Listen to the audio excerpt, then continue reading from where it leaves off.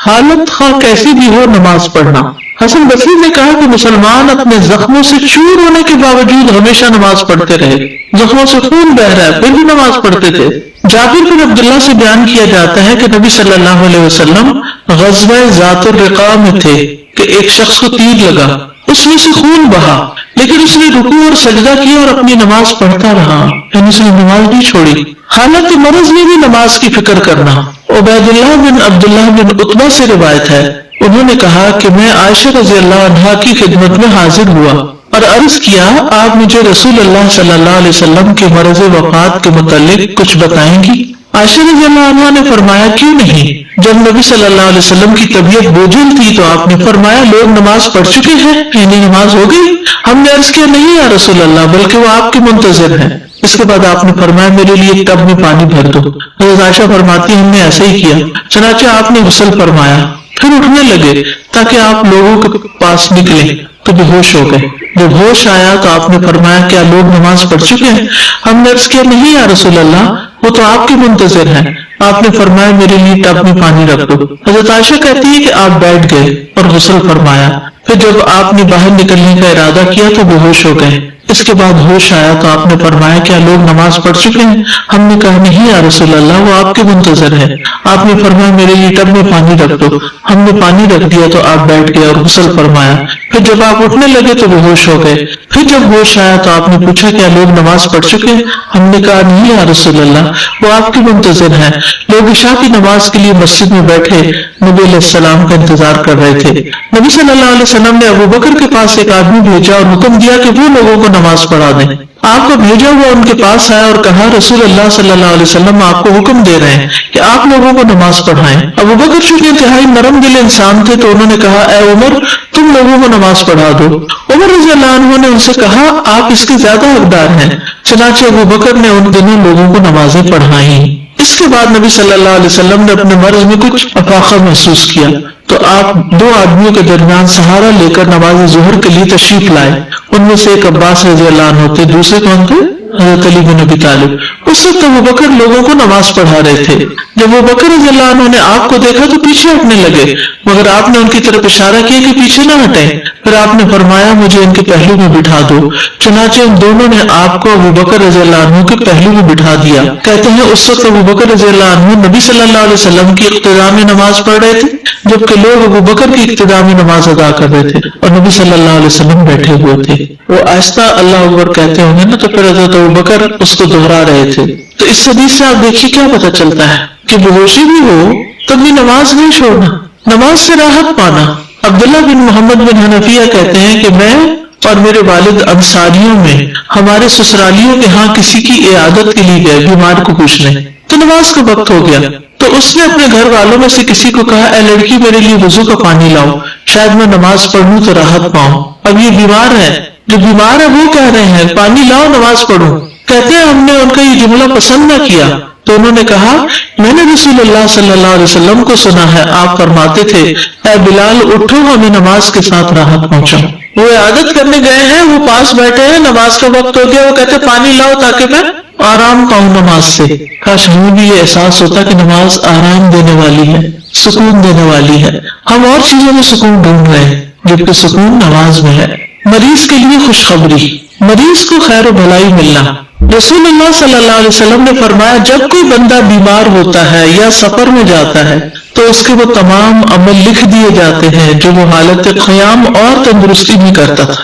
عبداللہ ابن عمر سے مروی ہے، کہتے ہیں کہ نبی صلی اللہ علیہ وسلم نے فرمایا مسلمانوں میں سے جو بھی اپنی کسی جسمانی آزمائش میں مبتلا ہوتا ہے تو اللہ تعالیٰ اس کے محافظ فرشتوں کو یہ حکم دیتا ہے جو اس کی حفاظت کرتے ہیں، فرماتا ہے کہ میرے اس بندے کے ہر ایک دن اور ایک رات کے عوض میں اتنی ہی بھلائی لکھ دو جو وہ کیا کرتا تھا جب تک یہ میری اس پکڑ میں بندھا ہوا ہے، یعنی جب تک یہ اس بیماری میں ہے اس کے لیے وہ پچھلا سارا اجر لکھو جو یہ صحت کے زمانے میں کام کرتا تھا۔ سبحان اللہ، جو شخص جوانی میں عبادت کرتا رہے اگر بڑھاپے میں وہ ہمت نہ رہے تو اللہ تعالیٰ بڑھاپے میں بھی اس کا اجر دیتے رہیں گے۔ کمزوری ہے، اس طرح اٹھا نہیں جاتا، وہ سارے جو ارکان ہیں وہ صحیح طور پہ ادا نہیں ہوتے، گھٹنے بیٹھ گئے، نیچے بیٹھ کے نہیں پڑھ سکتے، زیادہ دیر قیام نہیں کر سکتے۔ سلسلہ صحیحہ کی حدیث ہے جب مسلمان آدمی بیمار ہوتا ہے تو اللہ تعالیٰ اعمال لکھنے والے فرشتوں سے کہتے ہیں یہ بندہ اپنی صحت مندی میں جو بہترین اعمال کرتا تھا ان کے مطابق اس کا اجر و ثواب لکھتے جاؤ یہاں تک کہ میں اسے شفا عطا کر دوں. یعنی جب تک بیمار ہے اجر لکھا جاتا رہے. فرشتوں کی ہم نشینی ملنا. نبی صلی اللہ علیہ وسلم نے فرمایا یقیناً کچھ لوگ مسجدوں کی میخیں ہوتے ہیں یعنی ہمیشہ مسجد میں نظر آئیں گے. فرشتے ان کے ہم نشین ہوتے ہیں. اگر وہ غائب ہو تو فرشتے انہیں تلاش کرتے ہیں. اگر وہ بیمار ہو جائے تو ان کی عیادت کرتے ہیں اور اگر کسی کام میں مصروف ہو تو ان کی مدد کرتے ہیں. کئی دفعہ آپ بھاری سے بھاری مشکل سے مشکل کام آپ یہ لگتا ہے جیسے آسان ہو گیا جلدی ہو گیا. سے جو لوگ دور دور سے ڈرائیو کر کے آتے ہیں اور ماشاءاللہ تھکتے نہیں لیکن مسجدوں کی میخیں بننے والی بات ہے نا. استقامت اختیار کرتا نا جب ایک انسان. کئی دفعہ لوگ آپ سے پوچھتے ہیں آپ تھکتے نہیں آپ روز گھر سے جاتے ہیں آپ روز اتنا سفر کرتے ہیں. ہم تو گھر کے کام کر کے ہی تھک جاتے ہیں تو آپ باہر بھی کرتے ہیں گھر میں بھی کرتے ہیں تو آپ واقعی نہیں تھکتے. کیوں نہیں تھکتے؟ اللہ کی مدد ہوتی ہے. وہ جو خوشی آپ کو ملتی ہے اللہ کے ذکر کی مجلس میں تو اس سے ایک اور انرجی مل چکی ہوتی ہے انسان کو. مریض کے لیے نماز کے واجبات کی ادائیگی کا قاعدہ. جس طرح ممکن ہو اسی طرح نماز پڑھنا. عمران بن حسین رضی اللہ عنہ کہتے ہیں کہ مجھے بواسیر کا مرض تھا پائلز تھے تو میں نے نبی صلی اللہ علیہ وسلم سے نماز کے بارے میں دریافت کیا. آپ نے فرمایا کھڑے ہو کر نماز پڑھو.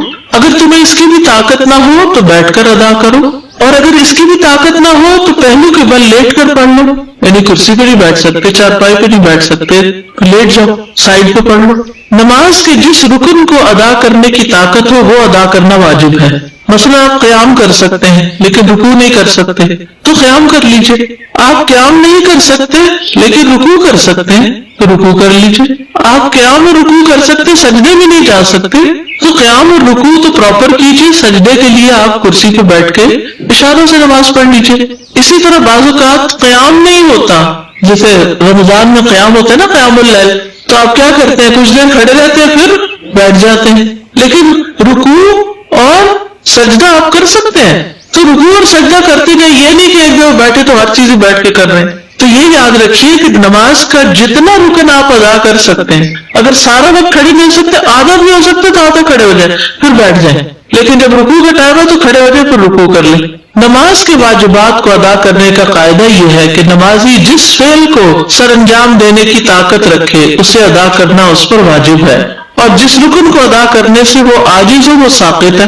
جو کر ہی نہیں سکتے ہمیں بعض اوقات ایسے تو گھٹنے اکڑ جاتے ہیں تو آپ پوری طرح جلسہ استراحت میں پوری طرح پیچھے نہیں بیٹھ سکتے یعنی آگے اکڑ سے ہو کے بیٹھے ہوتے ہیں. کوئی بات نہیں یہ نہیں کہ اٹھتے ہی دوبارہ سجدے پہ چلے گئے نہیں جتنا رک گئے ٹیڑھے رکے سیدھے رکے جتنی استطاعت ہے فاتقوا اللہ ما استطعتم. لہذا جو شخص قیام کرنے سے عاجز ہو تو وہ قیام کی حالت میں کرسی پر بیٹھ سکتا ہے لیکن رکوع اور سجدہ اس کی اصل صورت میں ہی کرے گا. جیسے قیام سے عاجز ہے کوئی جیسے لمبی نماز میں مثلا تو قیام میں کرسی پہ بیٹھ گئے لیکن رکوع اور سجدہ اصل صورت میں کرے یعنی پھر اٹھ کے آرام سے رکوع بھی کرے سجدے میں بھی جائے. اگر وہ قیام میں کھڑا ہو کر نماز ادا کرنے کی استطاعت رکھتا ہے اور اس کے لیے رکوع اور سجدہ کرنا مشکل ہے تو وہ کھڑے ہو کر نماز پڑھے گا اور رکوع اور سجدے کے وقت کرسی پر بیٹھ جائے گا اور اپنے سجدوں میں اپنی رکوع سے زیادہ جھکے گا. یہ نوٹ کر لیجیے کس طرح کرسی پہ پڑھے گا اپنے سجدوں میں رکوع سے زیادہ جھکے گا یعنی بیٹھے بیٹھے ہی رکوع کرے گا کم جھک کر اور جب سجدہ کرے گا بیٹھے بیٹھے تو زیادہ جھکے گا. قیام سے معذور شخص پر سجدہ اور رکوع کرنا لازم ہے. اگر وہ عذر کی وجہ سے قیام ترک کرے تو اس وجہ سے اس کے لیے اپنے سجدوں اور اپنے رکوع کے لیے کرسی پر بیٹھے رہنا جائز نہیں. وہ تو اٹھے اور کرے جس سے پہلے میں نے عرض کیا. علقمہ بن وقاص سے روایت ہے انہوں نے کہا میں نے عائشہ رضی اللہ تعالی عنہا سے پوچھا جب رسول اللہ صلی اللہ علیہ وسلم بیٹھ کر 2 رکعتیں پڑھتے تو کیا کرتے تھے جب بیٹھ کے نماز پڑھتے تھے تو کیا کرتے تھے. انہوں نے جواب دیا آپ ان میں قرات کرتے رہتے جب رکوع کرنے کا ارادہ کرتے تو کھڑے ہو جاتے پھر رکوع کرتے تھے یعنی قیام میں بیٹھ جاتے لیکن رکوع کے وقت پھر کھڑے ہو جاتے. سمجھ آ گئی بات؟ اوکے. سجدہ رکوع سے معذور شخص پر قیام کرنا لازم ہے یعنی اگر کوئی شخص کھڑا تو ہو سکتا ہے لیکن رکوع اور سجدے میں نہیں جا پاتا تو کم از کم قیام ضرور کرے.